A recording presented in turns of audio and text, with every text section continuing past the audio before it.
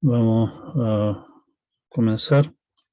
Lo que habíamos quedado era discutir anchos de banda y ese tipo de cosas, y algo les había adelantado ya. En el caso de un canal que no tiene ruido, o sea, estamos suponiendo que el canal es ideal en ese sentido, no hay interferencia, digamos, con lo que estamos tratando de enviar. Eh, la limitación de la tasa de datos es básicamente, o sea, la única limitación a la tasa a la que se pueden enviar datos es solamente el ancho de banda de la señal.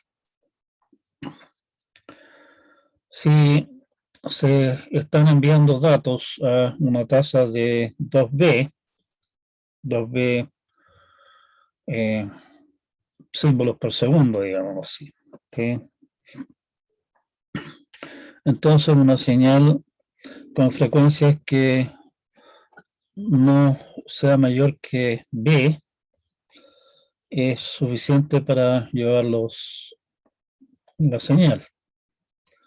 La idea, en el fondo, como yo les comentaba, es que si ustedes consideran una curva sinusoidal, ustedes podrían pensar en usar cada una de las dos guatas, digámoslo así, de la sinusoide para llevar una señal. Indicar, oye, en la primera sinusoide está o no está, eso significa un bit, y la segunda pata de la sinusoide está o no está, significa un segundo bit.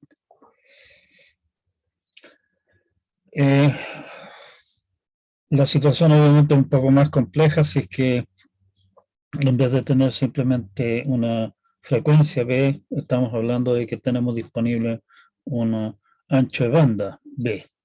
No es exactamente lo mismo. Pero la idea básica sigue siendo más o menos la misma.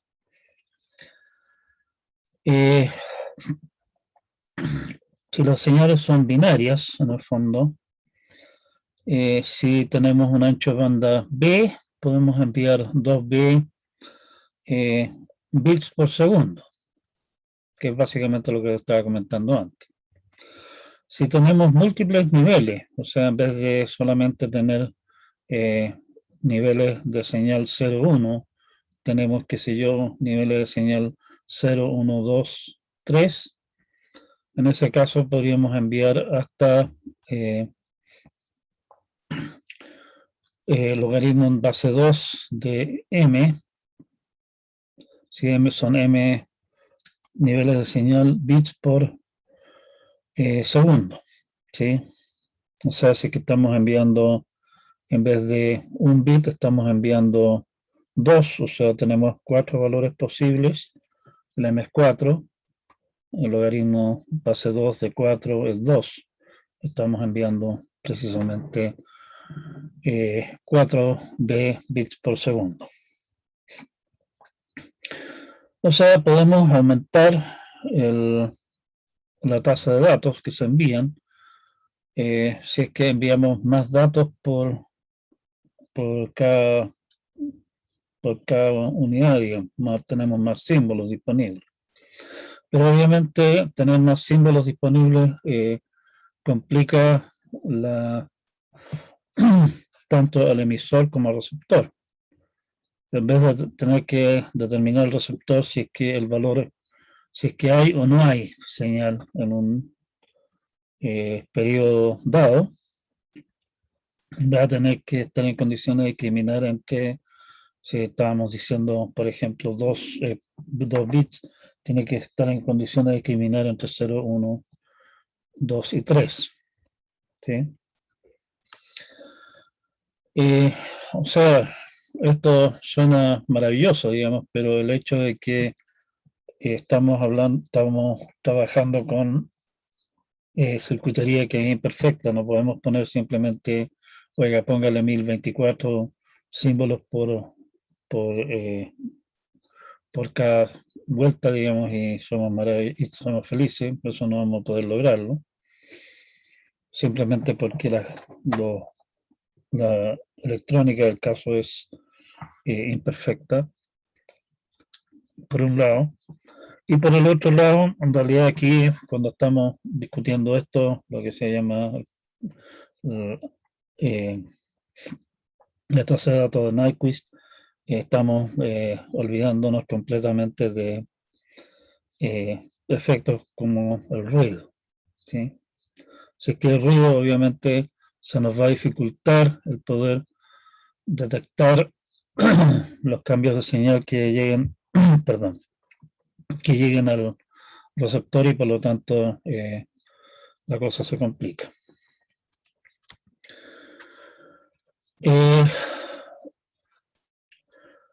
La fórmula de Nyquist, que es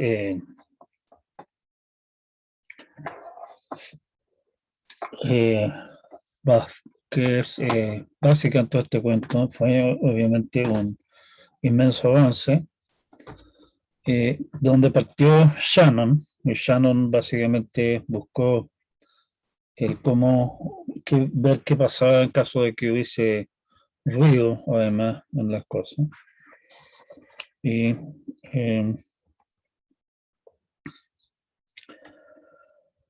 Shannon entonces llegó a, después de un análisis que es fascinante, pero que no puedo repetir acá, Shannon llega a una relación entre tasa de datos, ruido y la tasa de errores. Esto un poco no es realmente la explicación que hay detrás del cuento, pero esta es una explicación, o sea, no es la explicación matemática que hay detrás del cuento, esto es un desarrollo matemático bastante peludo, pero es de alguna manera una explicación, ¿cómo se llama? Una explicación un tanto informal de qué es lo que está pasando. Mientras más rápida sea sea la tasa a la que estamos enviando datos, más corto es el tiempo que nos estamos demorando, obviamente, en enviar cada bit. Y por lo tanto, es mayor la probabilidad que un evento de error, digamos, afecte ese bit. Si es que estamos enviando, digamos, por decir una tontera, digamos, si nos demoramos 10 en enviar un bit y cada vez que ocurre un error, eso el error tiene, perdón, el ruido tiene una duración de 1, básicamente en vez de llegarnos 10, nos estaría llegando 9 o una cosa similar, y obviamente no habría mayores problemas en distinguir eso correctamente. Así que estamos enviando bits a una tasa de 1 por unidad de tiempo, digamos, y un evento de ruido dura una unidad de tiempo, bueno, acaba de joderse un bit, ¿sí? Esa es un poco la idea que hay detrás de esto, o sea, y dado un cierto nivel de ruido, tenemos que medir el ruido de alguna manera, eso significa entonces obviamente que mayores tasas de envío de datos significa mayor tasa de errores. Y Shannon desarrolló una fórmula que relaciona esto con la razón entre la señal y el ruido. Aquí en el fondo estamos midiendo la señal como potencia de la señal, y el ruido lo estamos midiendo también como una potencia del ruido, ¿sí? Y como aquí estamos hablando de razones, estamos hablando de la potencia de la señal dividida por la potencia del ruido, esta clase de números rápidamente pueden hacerse inmensamente grandes o inmensamente chicos, ¿sí? Entonces, para llevar esa clase de cosas a rangos, digamos, más o menos manejables, esa Esa clase de cosas generalmente se miden o se dan, digámoslo así, en decibeles. Decibeles es simplemente tomar el logaritmo en base 10 del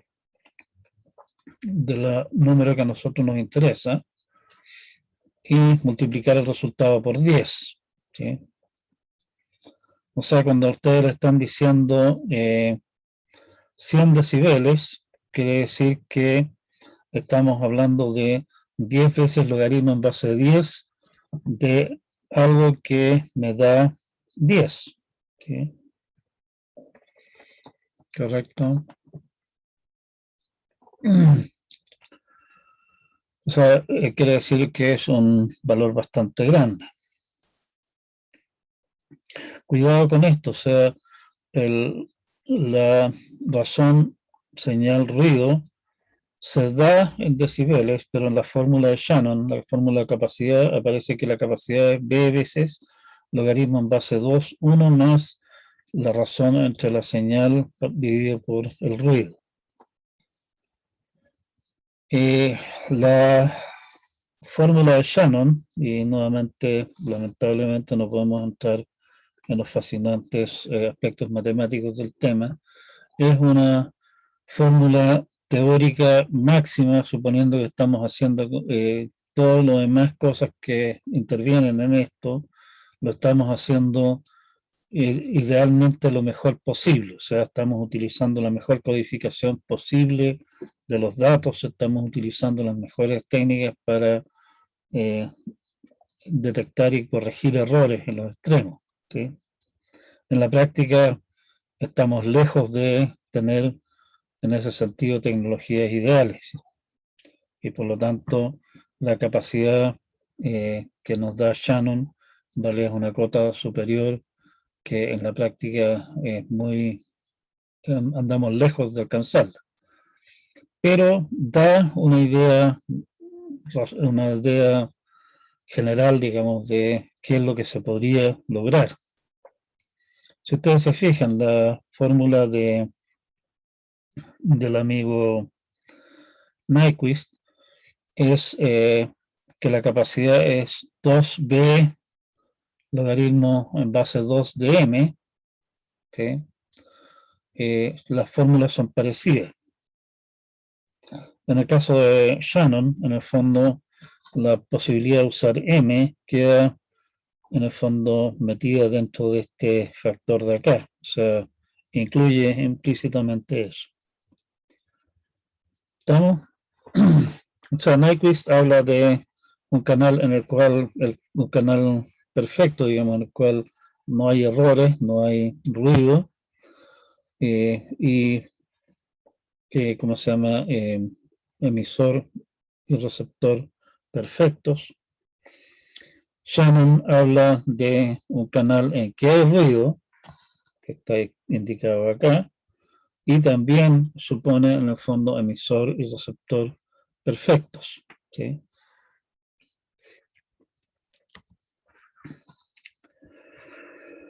Bueno,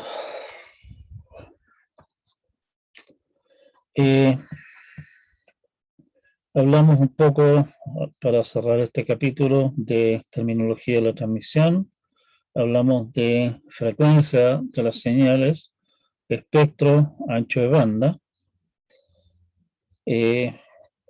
Vimos que en el fondo el punto de hablar de frecuencia y toda esa clase de cosas viene del hecho de poder descomponer señales periódicas mediante una serie de Fourier y por lo tanto podemos, si es que tenemos equipos que funcionan en forma lineal en el fondo, que eso es una cosa que los ingenieros del caso se esfuerzan por lograr,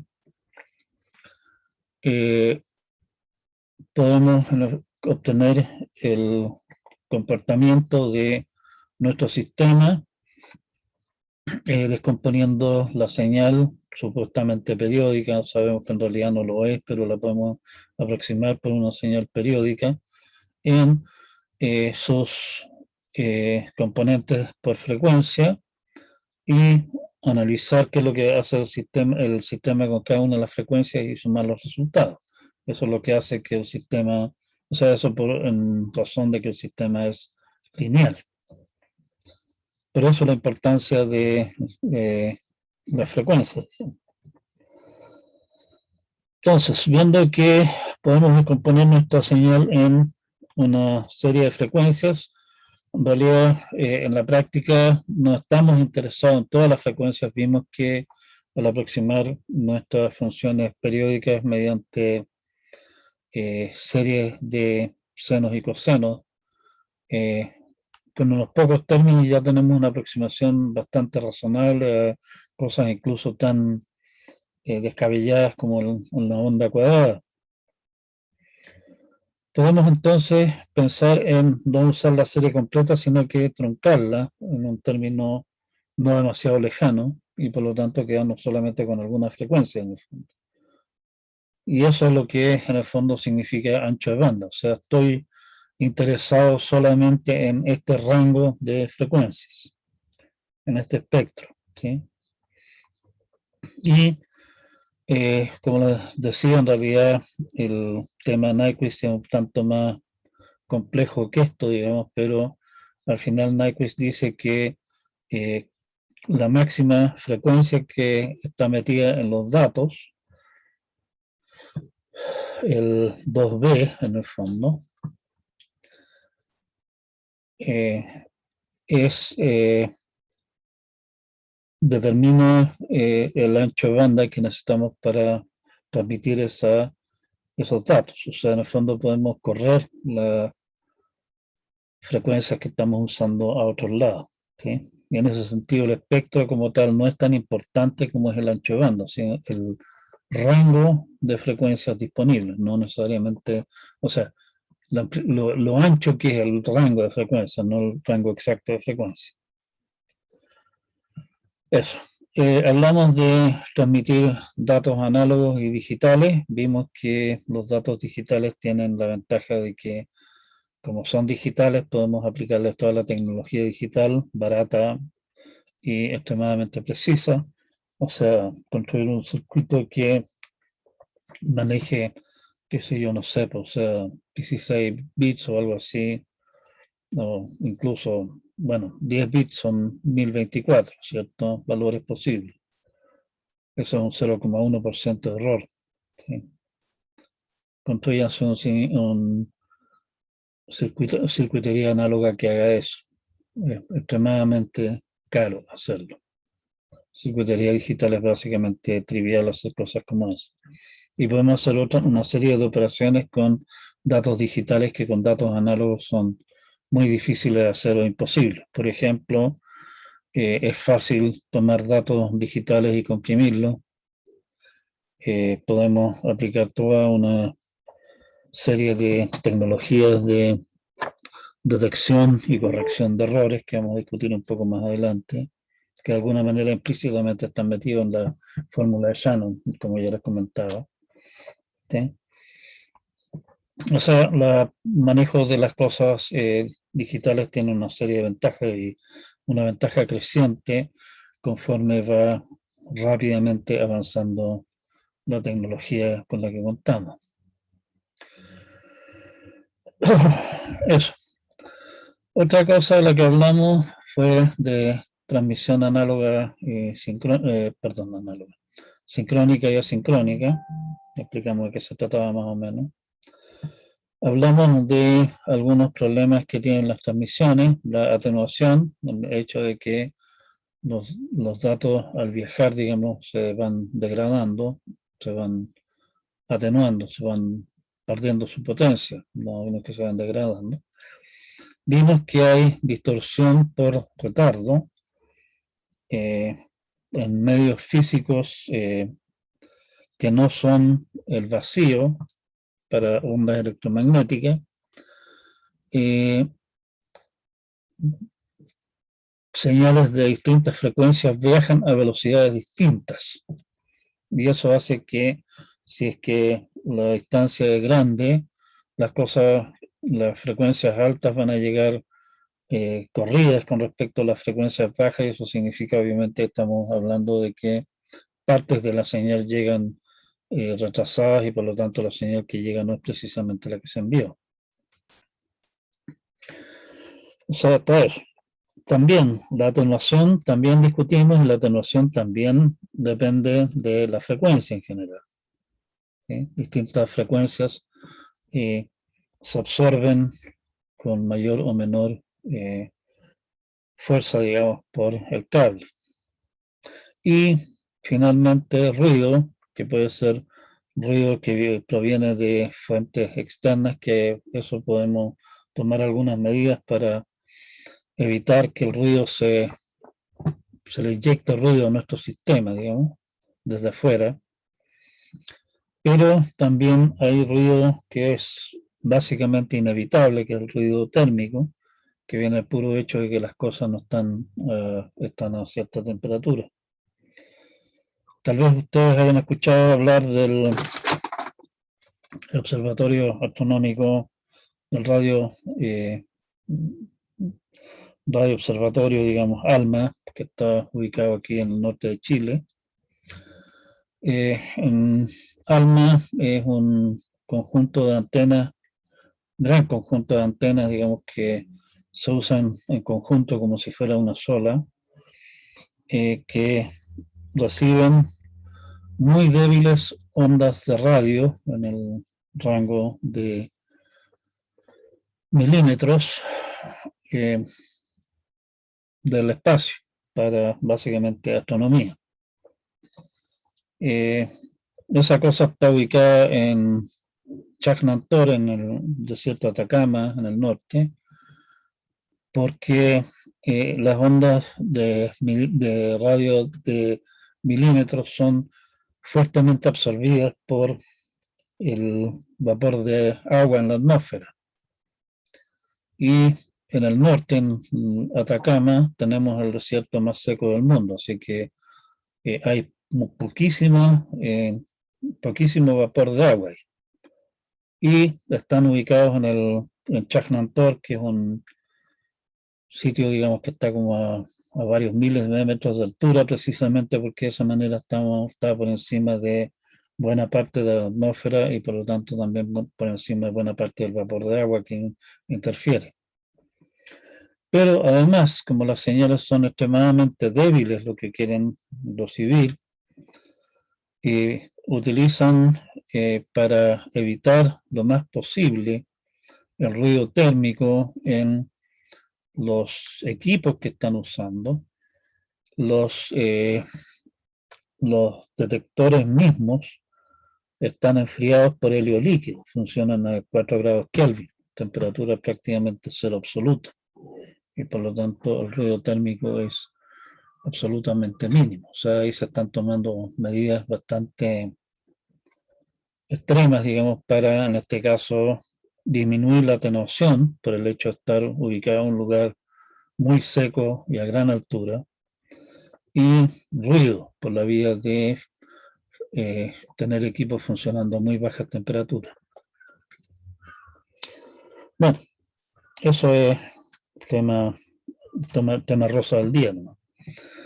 Capacidad del canal, hablamos de la capacidad según Nyquist, que supone canalidad, y hablamos de la fórmula de la capacidad de Shannon, que en el fondo es una fórmula teórica, suponiendo que todas las demás cosas se están haciendo lo mejor posible y solamente estamos considerando la limitación que nos pone el ancho de banda disponible y el ruido que hay en el sistema, ¿sí? Con eso cerramos este tema. A ver, tengo que apagar esto porque si no, no me deja hacer nada.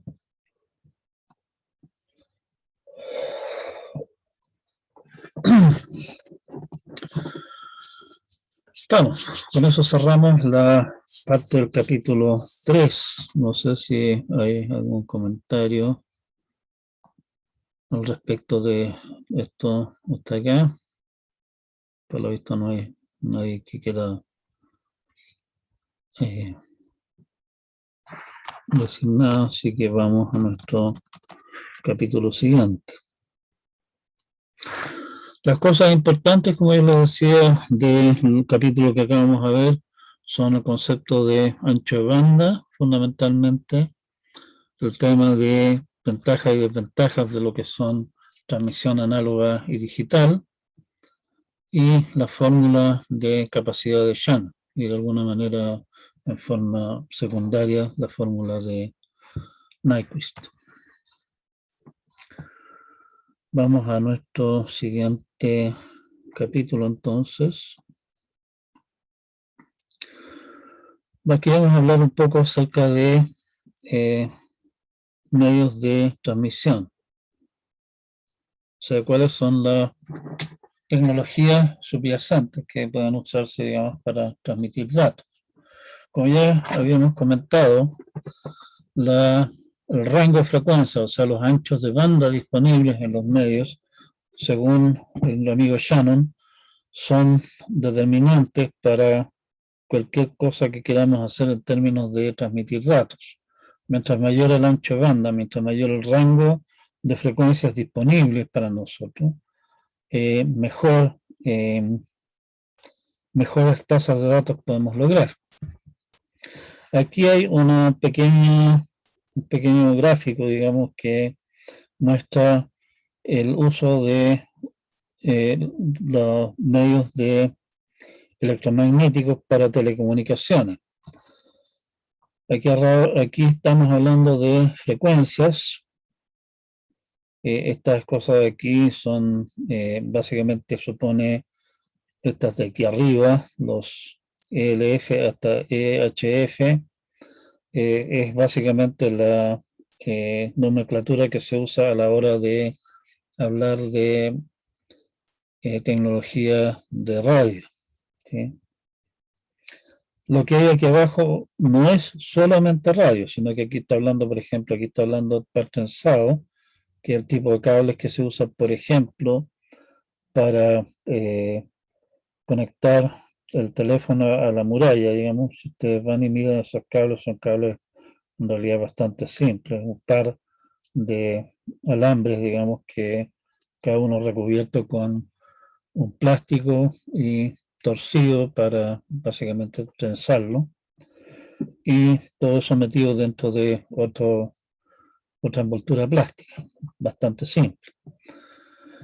Si ustedes van y desmantelan su cable de red más cercano, no se lo recomiendo porque lo echan a perder, pero si tienen alguno malo por ahí, pueden hacer el ejercicio, se van a dar cuenta que la estructura interna es que son varios cables que están trenzados entre sí con varios alambres, digamos, cubiertos cada uno con un aislante, trenzados entre sí, y una serie de rellenos medio extraños que en el fondo sirven para mantener el trenzado en forma consistente.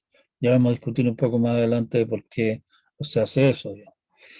Y ahí estamos mostrando entonces el rango de frecuencias que se pueden usar en pares trenzados, que es básicamente esto. O sea, aquí esto es bastante genérico, ¿sí? Cable coaxial. El cable coaxial es un cable en el cual ustedes tienen un alambre por el medio, un pelo por el medio y un plástico, un aislante y una especie de malla que va por fuera. Es coaxial porque en el fondo pueden imaginárselo como un par de cilindros que tienen el mismo eje. Es el tipo de cable que se usa, por ejemplo, para la televisión por cable. No se usa solamente para eso, digamos, pero es el uso más común que se ve hoy día. Tenemos ahí un rango de frecuencias que es bastante más alto, pero no es tanto más diferente de lo que maneja el par tensado.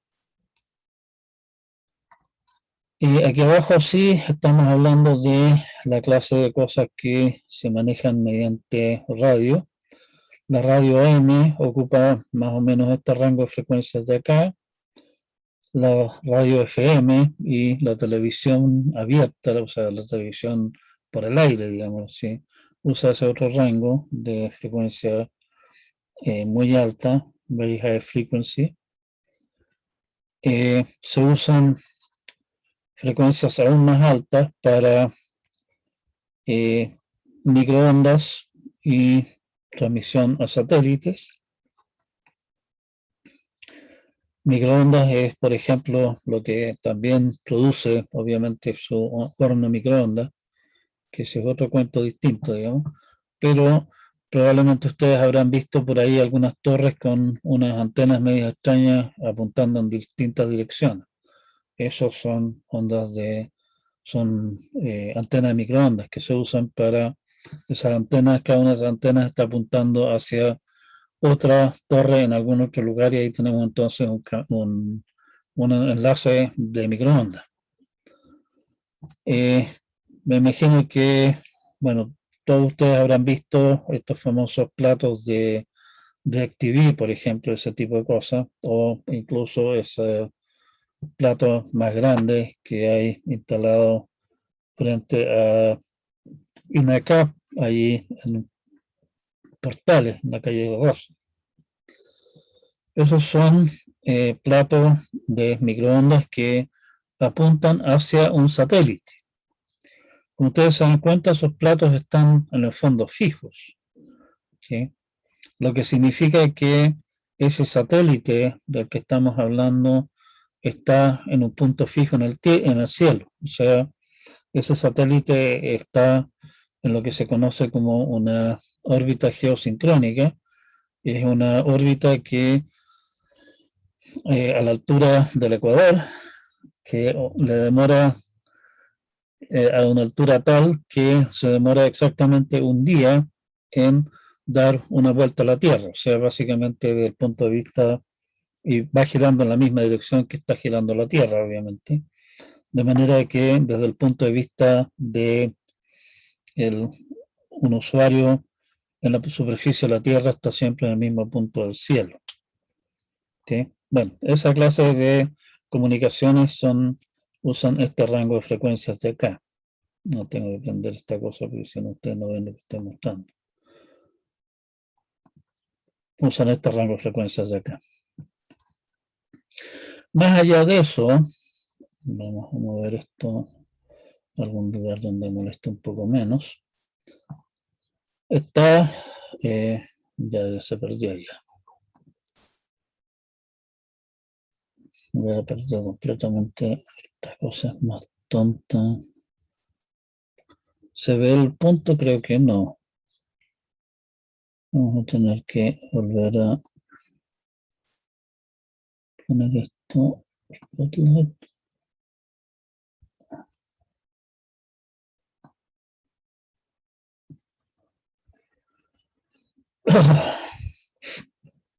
Rango más allá está también ondas electromagnéticas, pero ahora no se consideran realmente ondas de radio, se usan tecnologías distintas para manejar esta clase de cosas.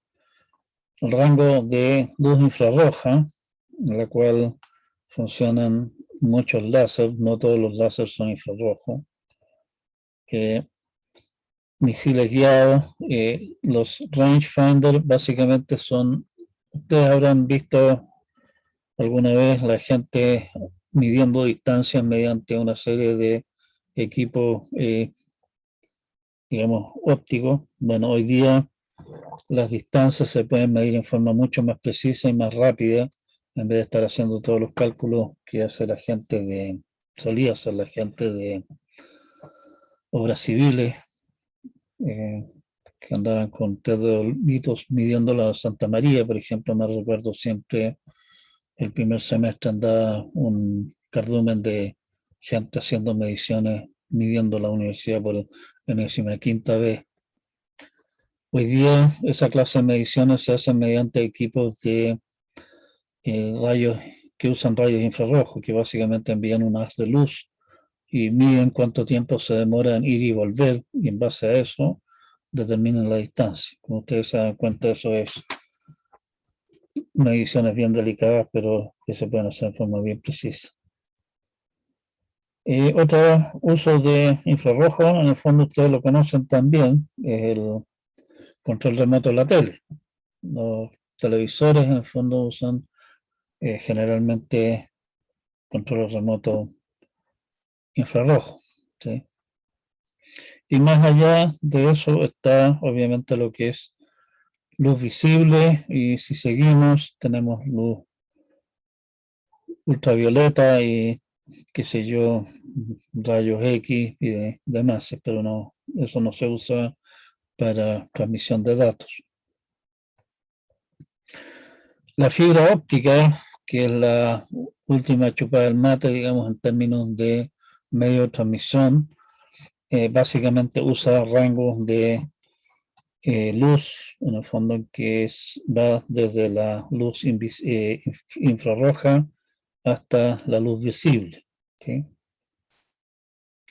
O sea, todos estos son frecuencias pensando en ondas electromagnéticas. En el caso de cables, alambre de cobre, digamos, pertensado, cable coaxial, en realidad también están viajando a través de ese medio, que no es el medio tradicional de las ondas electromagnéticas, que a través del vacío o del aire, está viajando ondas electromagnéticas a través de el cable, en esos casos. Las otras que estamos hablando acá en general son, ¿cómo se llama? Son ondas electromagnéticas que viajan por el aire o por el espacio, incluyendo esto de aquí, y fibra óptica, en el fondo, es luz viajando a través de fibras de vidrio, o también rara vez en realidad plástico, ¿sí?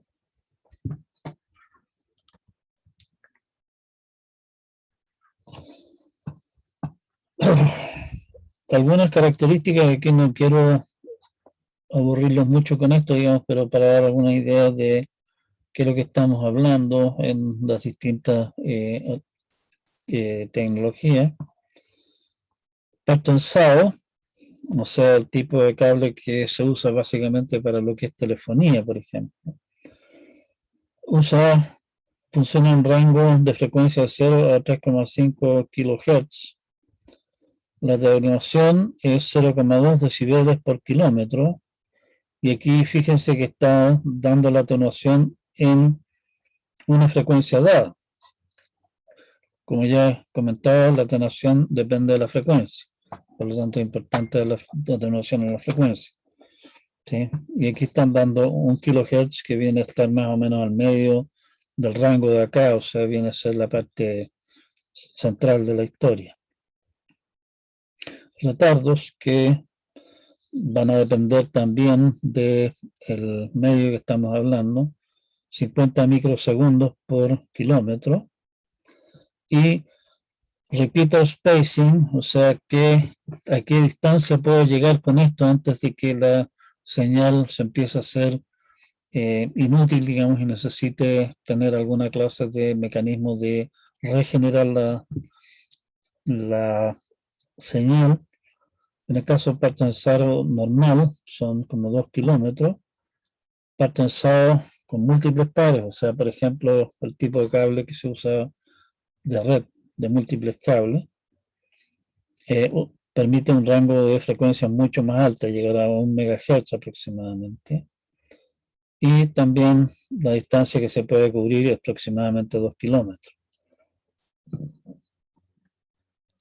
Cable coaxial, perdón, cable coaxial, en realidad cables coaxiales hay varios tipos distintos, eso ahí no es tan claro el cuento.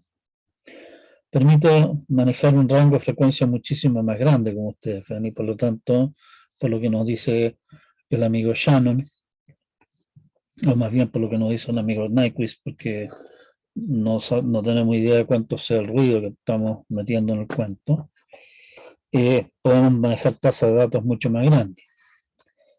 En este caso, podemos manejar distancias bastante más grandes, llegando a los 9 kilómetros, dependiendo del cableado.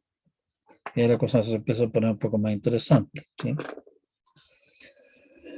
Fibra óptica, y aquí fibra óptica, en realidad, dependiendo de la fibra, aquí nuevamente esto supone alguna clase de tecnología promedio. Fibra óptica hay muchísimos tipos distintos, así que esto no es tan uniforme como esto lo plantea acá. Pero si ustedes se fijan aquí, el rango de frecuencias disponible es espantosamente gigantesco. No estamos hablando de megahertz, estamos hablando de terahertz. O sea, son rangos de frecuencia muchísimo, muchísimo más grandes.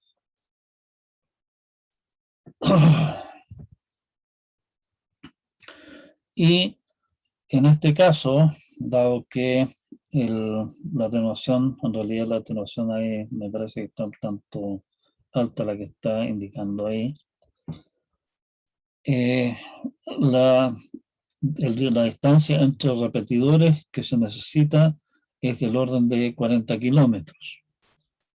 40 kilómetros es una buena tirada, o sea, no es chiste. ¿Sí? Solía ser, antes de que se pusiera de moda la fibra óptica, a ver, partamos antes, hace mucho, mucho tiempo atrás, digamos, en realidad, a principios del siglo pasado, básicamente, se comenzaron a tender cables submarinos para básicamente aplicaciones de telefonía y telégrafo. ¿Sí? Si ustedes se imaginan lo que significa tender un cable que va, qué sé yo, de Estados Unidos a Europa o alguna cosa así, se dan cuenta de que no es chiste la cosa, son una buena tirada de kilómetros. ¿Sí? Bueno, se hizo eso. Cuando empezaron a aparecer tecnologías, digamos, de uso de mayores tasas de datos y qué sé yo, mayores necesidades, esos cables ya no daban abasto y se comenzó a usar la tecnología de satélites puestos en órbita geosincrónica, como habíamos discutido antes, y entonces hay una estación emisora que envía la señal al satélite, el satélite lee esa señal, la amplifica, la reconstruye, digamos, y la reenvía a través de otra frecuencia por una antena distinta hacia el receptor correspondiente. Esa era la tecnología usada para Internet internacional cuando comenzó esa clase de historias acá en Chile por los años 90. Principios de los años 90 comenzó esto acá en Chile. Y cuando se hizo popular, se hizo comercialmente viable la instalación de fibras ópticas para grandes distancias, en el fondo se comenzaron a tender fibras ópticas submarinas ahora. En vez de los cables telefónicos submarinos, se empezaron a tender fibras ópticas submarinas. Y la tecnología de usar satélites como que cayó un tanto en desuso. El problema de los satélites es que tienen bastante retardo. Los satélites en órbita geosincrónica están a bastante altura y se demora bastante la señal en ir y volver al satélite. ¿Sí? Por lo tanto, hoy día estamos funcionando con fibra óptica. O sea, no tanto tiempo atrás, no sé, qué sé yo, unos 10 años cuando más, una cosa de esa clase, finalmente se conectó Chile completo a través de fibra óptica en lo que es datos. Antes, particularmente en la región de Magallanes, en el sur, Punta Arenas y toda esa gente de esos lados, digamos que en realidad físicamente están prácticamente desconectados de lo que podríamos llamar Chile como tal. También se conectaron vía fibra óptica al resto de Chile, antes estaban solamente conectados vía canales satelitales, y por lo tanto todo lo que era telefonía e internet allá era un servicio bastante malón, ¿sí? Eso. ¿Y qué estamos hablando? Estamos hablando, como les comentaba, de básicamente un par de alambres que están trenzados entre sí, ¿sí? Cada uno de los alambres está aislado por separado, con la idea obviamente que no se produzca ninguna clase de cortocircuito entre ellos. Están trenzados entre sí y muchas veces, en vez de tener solamente dos de estas cosas, hay varias de estos pares trenzados. Se necesita para la señal un par para mantener que siga una diferencia de voltaje entre los dos. Muchas veces se meten varios de estos pares en un solo envoltorio, en un paquete, digamos así.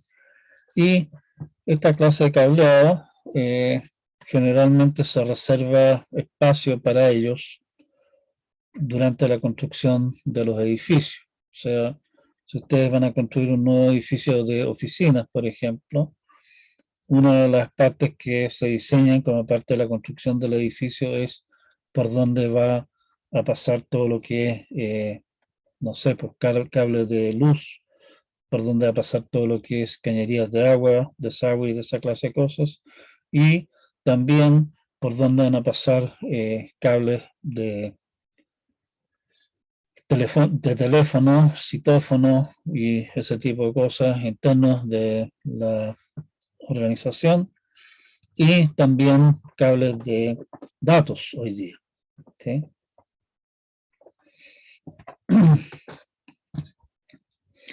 Cable coaxial, como ya les comentaba antes, cable coaxial, si lo miran, lo cortan y lo miran, digamos, de frente, tenemos un conductor interno que está marcado aquí con plomo, que está recubierto por un aislante, la parte blanca. Eso separa el conductor interno de un conductor externo, el verde acá, que es básicamente una especie de malla de alambre, y obviamente todo el cuanto, finalmente todo esto se recubre con un aislante externo, ¿sí? La gracia de esto de acá, digamos, es que el externo sirve de alguna manera también como una especie eh, de chaqueta de recubrimiento, de jaula que impide la entrada de señales hacia el interior, ¿sí?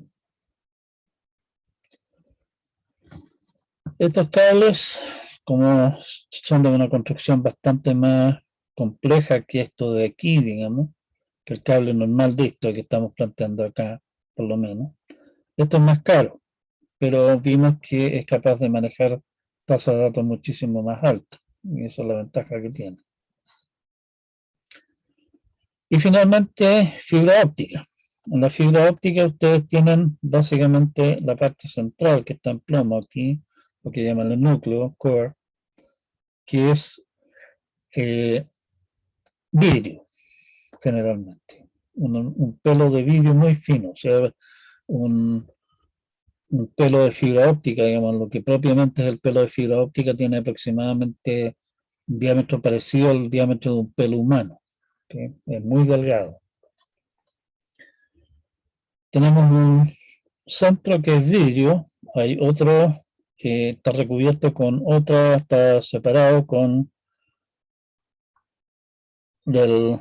o sea, está rodeado, perdón, por lo que llaman cladding o recubrimiento, que también es vidrio, y finalmente está todo esto envuelto en alguna clase de aislante. En realidad no es aislante, sino que alguna clase de recubrimiento protector, que típicamente es alguna clase de plástico, ¿sí?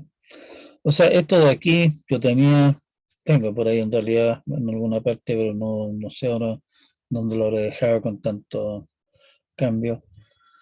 y unos pedazos de fibra óptica que sobraron de alguna instalación que se usó.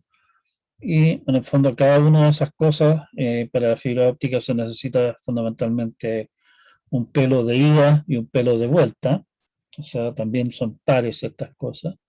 Y cada una de esas cosas es, con su recubrimiento plástico y toda esa cosa, es una cosa delgadita, o sea, es como un pelo relativamente delgado. Si ustedes recuerdan aquellas tristes épocas en que estudiaron óptica, o si no las estudiaron, no importa.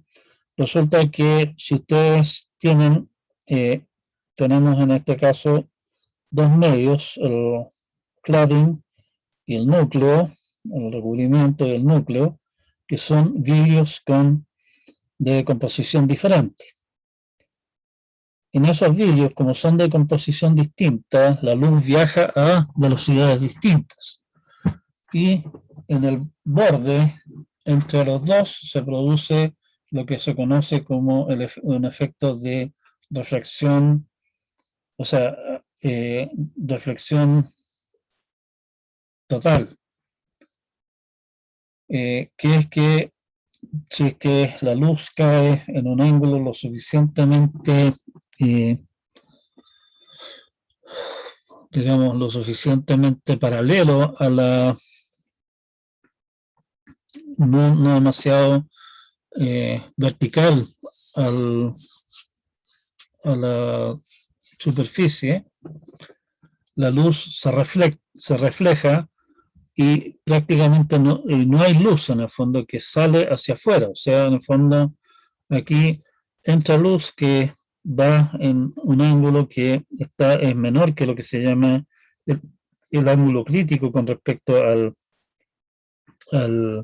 la horizontal acá, se refleja completamente, o sea, no hay pérdidas en el sentido de que haya luz que escape hacia afuera.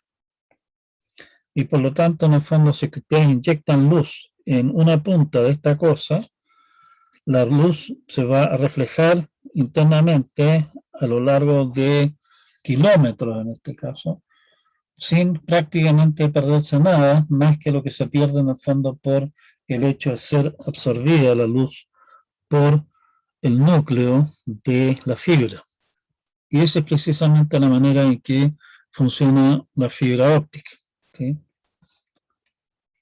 A esto le llaman, toda esta clase de cosas le llaman medio de transmisión guiados, porque hay un cable, entre comillas, puede ser realmente cable, como el caso de aquí, trenzado o, ¿cómo se llama? Cable coaxial. Hay una guía, un canal, a través del cual solamente a través de ese canal puede viajar la señal. Trenzado, la señal solamente viaja a lo largo del trenzado. Cable coaxial viaja solamente a lo largo del cable. Fibra óptica viaja solamente por la fibra. No se desparrama hacia otros lados, ¿sí? Lo cual obviamente tiene varias ventajas. Uno es que la señal como que va enfocada hacia el destino, no hay pérdidas porque se va por los lados. Y una y la otra también, como va viajando directamente hacia el destino, no se pierde hacia los lados. También hace más difícil que algún malandrín pueda interceptar la señal. Si es que ustedes quieren interceptar la señal que está viajando por esta clase de cable, o por esto, o por fibra, van a tener que intervenir de alguna forma el cable correspondiente. El trenzado es el más barato y por lo tanto el más usado de los medios de transmisión guiada. Los medios de transmisión no guiada en el fondo son medios como simplemente transmitir la información a través del aire, o sea, qué sé yo, microondas o radio, ¿sí?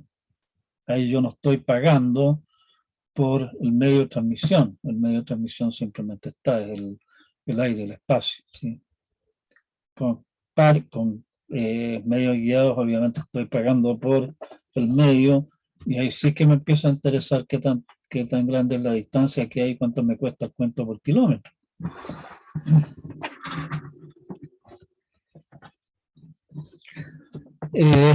Partonzado, básicamente el más barato y por lo tanto también el más usado de los medios guiados. Era el medio que había cuando la telefonía comenzó, digamos. ¿Sí? Hoy día ha sido suplantado por otras cosas. Es lo que más se usa para redes telefónicas y para cableado dentro de cableado de datos, digamos, dentro de un mismo edificio. ¿Sí? El hecho de que esto sea extremadamente barato, fácil de manejar, ¿sí? A pesar de que las tasas de datos que maneja son relativamente bajas, igual lo hace interesante, porque dentro del edificio en general no estamos interesados en tener tasas de datos de muchos gigabits por segundo. Ustedes en su casa probablemente están conectados a un, ¿cómo se llama? A, a un router inalámbrico que más, más que hay ahora manejan tasas de datos de algunas decenas de megabits por segundo. ¿Sí? Y con eso, para efectos del tipo de pega que uno generalmente hace en una oficina, qué sé yo, es más que suficiente. ¿Sí? O sea, no se necesita mucho más que eso. Se ha estado haciendo más popular, sí, aunque los costos ahí aumentan sustancialmente, fundamentalmente en la conexión a los equipos. Se ha estado instalando también crecientemente fibra óptica y también algunos proveedores de servicios de Internet últimamente han estado llenándose la boca con que llegan con fibra óptica a la casa de uno. En realidad me gustaría ver eso en la práctica, no me consta que sea realmente fibra óptica que llegue a tu casa, pero bueno.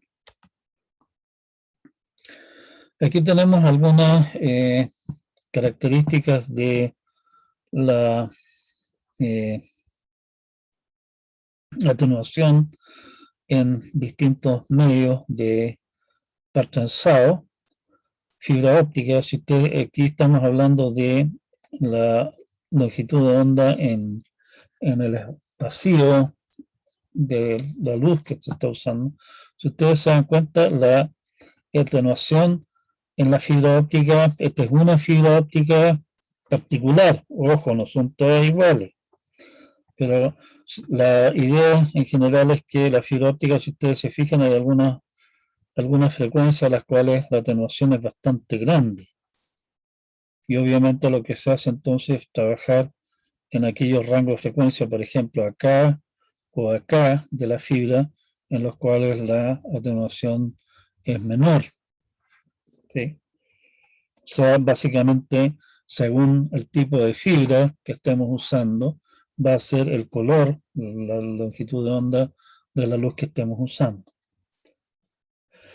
Aquí tenemos un cable coaxial y aquí está de alguna manera comparando las distintas cosas. O sea, ustedes ven que la atenuación de la fibra óptica a frecuencias altísimas sí es mucho más baja que la atenuación que tienen parchenzado, el más alto, digamos, por lo tanto, menor alcance. Atenuación significa que la señal se absorbe y por lo tanto no llega muy lejos. Con coaxial tenemos atenuación bastante menor, por lo tanto podemos alcanzar distancias más grandes y a frecuencias más altas.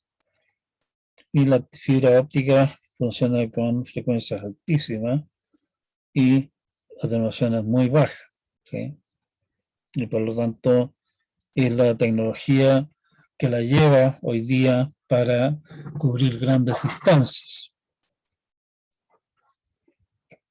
Esa es una de las grandes ventajas de la fibra óptica. O sea, con fibra óptica ustedes pueden cubrir, como habíamos visto, derechamente distancia de varios kilómetros de un salto, digamos, y no tienen que estar poniendo puntos intermedios que repiten la señal.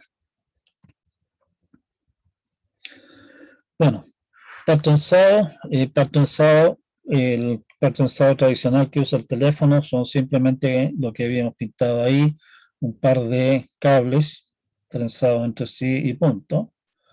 Eso es sumamente barato, pero tiene el problema de que eso no es inmune a interferencia de afuera. O sea, si ustedes recuerdan la parte de electromagnetismo, si ustedes tienen un conductor que está inmerso en un campo electromagnético que varía, el campo magnético que varía en este caso particular, eso genera una corriente que fluye a través de ese conductor.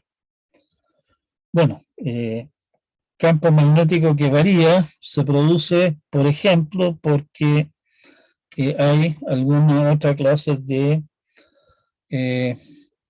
conductor a través del cual fluyen corrientes que varían, lo que genera un campo magnético. El campo magnético se produce cada vez que hay una corriente eléctrica que varía en el tiempo. Eso produce entonces lo que se llama una inducción.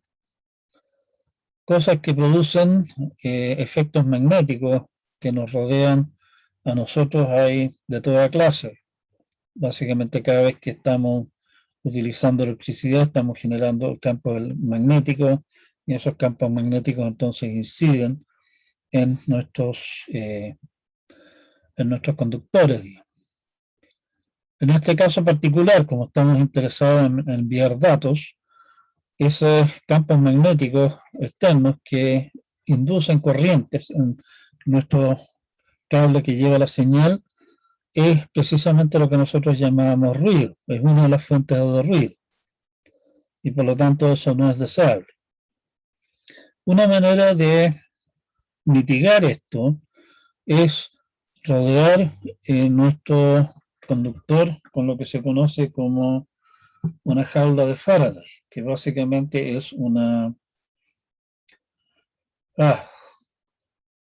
imagínense, bueno, precisamente una jaula, digamos, que está conectada a tierra, ¿sí? Esa jaula conductora, en esa jaula se van a inducir las corrientes que vienen de afuera y básicamente esas corrientes se van a tierra y por lo tanto en el fondo se pierden, ¿sí? Y eso es precisamente lo que nos interesa, o sea, aislar lo que estamos tratando de proteger de esa clase de corrientes externas. En ese sentido, si ustedes van y desmantelan el cable de red, como les dije, no se lo recomiendo porque lo echan a perder, pero si tienen un pedazo de cable de red echado a perder por ahí, pueden meterle mano, digamos, se van a dar cuenta que ese cable de red son varios cables, varios pares trenzados con un relleno que mantiene el trenzado preciso y están los más caros, digamos, los para gigabit particularmente, vienen con un recubrimiento, típicamente un recubrimiento como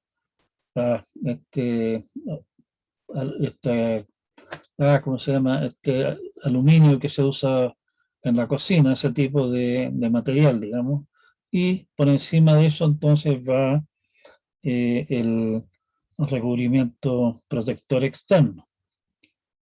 Ese aluminio, digamos, que va entre medio, sirve precisamente con la fin de hacer de un escudo, un shield, para proteger lo que va adentro, para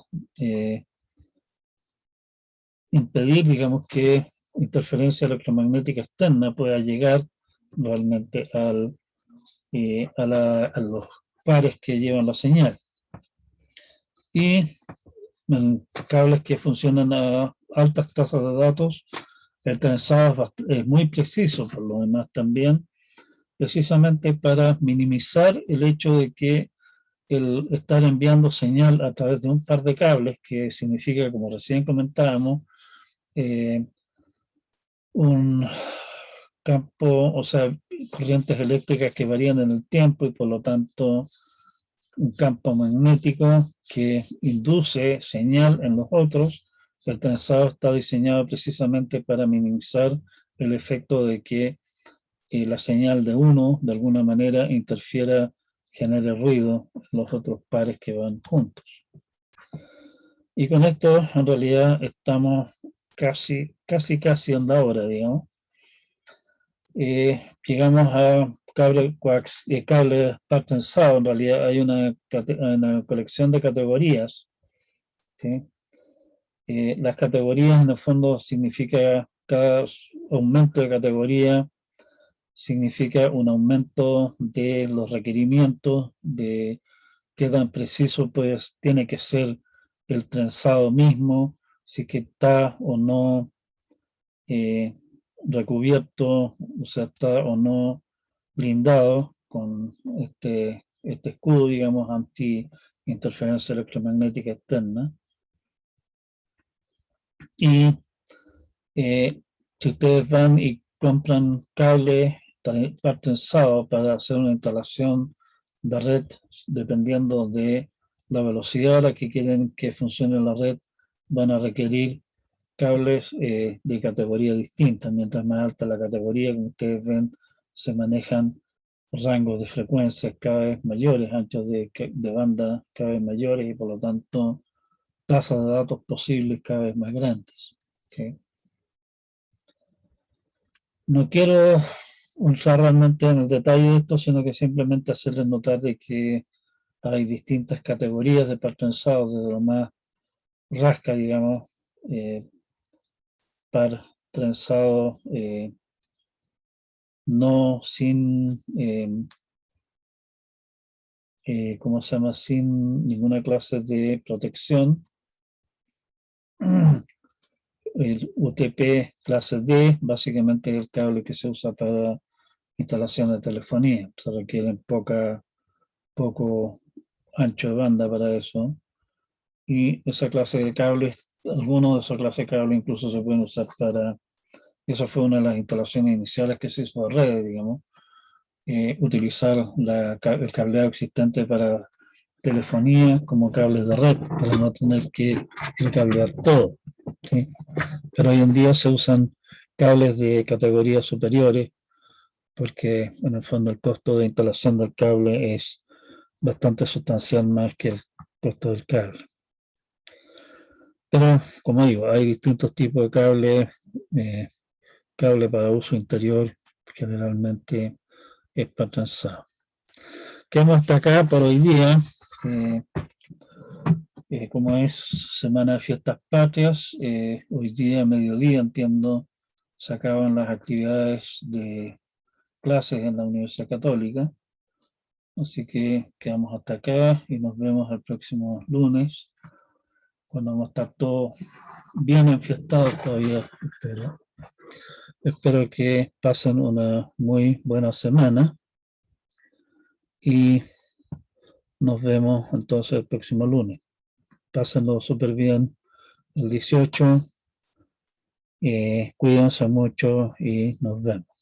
No sé si, perdón, no sé si hay consultas o algo todavía pendiente. Como ya anuncié al principio, están acá uno en comentarios a la entrega, le dije la corrección de sus pruebas, de sus controles. Está publicada la pauta, está publicada la planilla de notas, como lo tengo hasta el momento. Así que no hay más comentarios. Mediodía, no sé, realmente entiendo que solamente hasta mediodía hay actividades en la Católica hoy día, pero yo no me he metido más allá, obviamente, porque solamente tengo la clase con ustedes hoy día en la mañana. Véanlo ustedes con su correspondiente calendario. Que lo pasen muy bien. Nos vemos. Chao, chao. Chao, profe, que esté bien. Chao, profe. Chao. Que tenga buena fiesta. Igualmente lo pasen muy bien.